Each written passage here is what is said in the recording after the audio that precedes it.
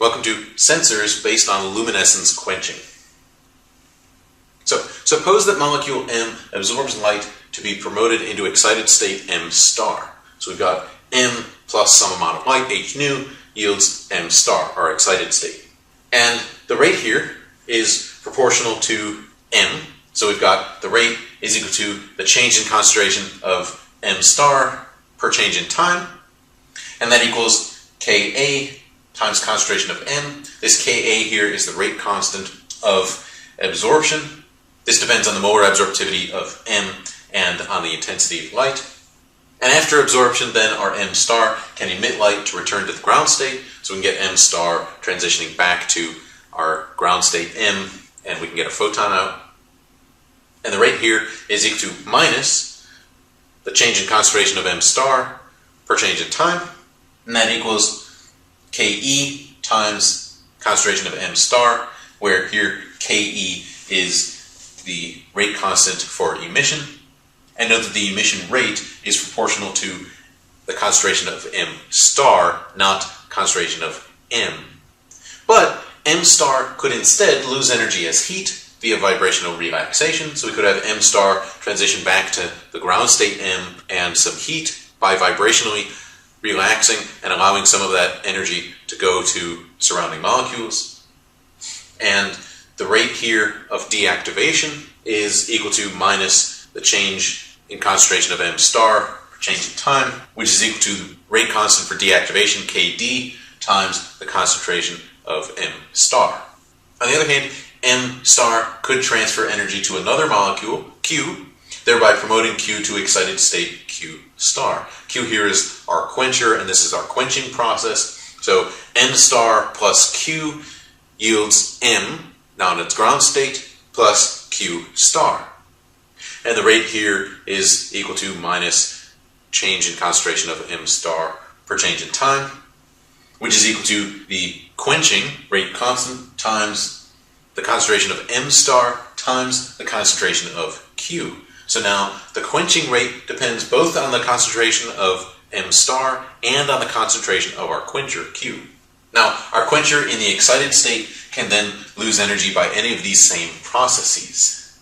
So if we illuminate the system, it quickly reaches a steady state. The concentration of M and the concentration of M star are constant. And that means that the rate of M star formation must equal the rate of M star destruction. Now, the rate of formation of M star must be the rate of absorption. So the rate of formation equals the absorption rate, the rate constant Ka times the concentration of M.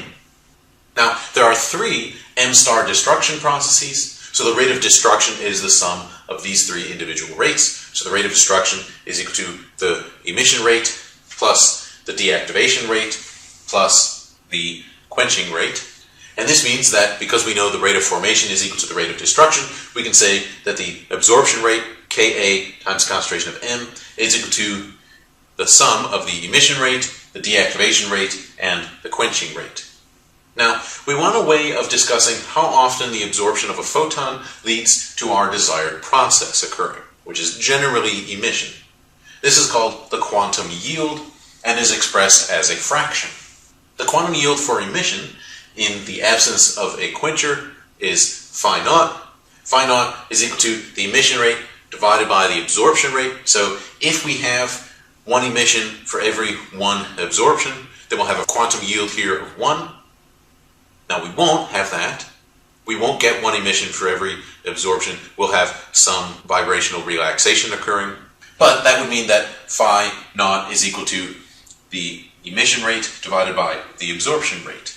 Now if we replace our denominator here, the absorption rate, with the M star destruction rate, because we know that it's at equilibrium, and the formation rate and the destruction rate must be the same, and we set the concentration of Q to equal to 0, because we don't have any quencher around, then we get phi naught at steady state. So phi naught is equal to Ke over Ke plus Kd. Now in the presence of a quencher, then the concentration of Q is not equal to 0, and then the quantum yield phi Q in the presence of a quencher Q is equal to Ke over Ke plus Kd plus Kq times concentration of Q. Now in a luminescence quenching experiment, we're going to measure emission with and without a quencher. The relative yields are given by the Stern-Volmer equation, which is shown here. And note that plotting the relative emission, so this is phi naught divided by phi Q, versus concentration of Q, then we should see a straight line. And also note that phi naught over phi Q is equal to I naught over IQ, where I naught and IQ are the emission intensity without and with a quencher, respectively. So that was sensors based on luminescence quenching.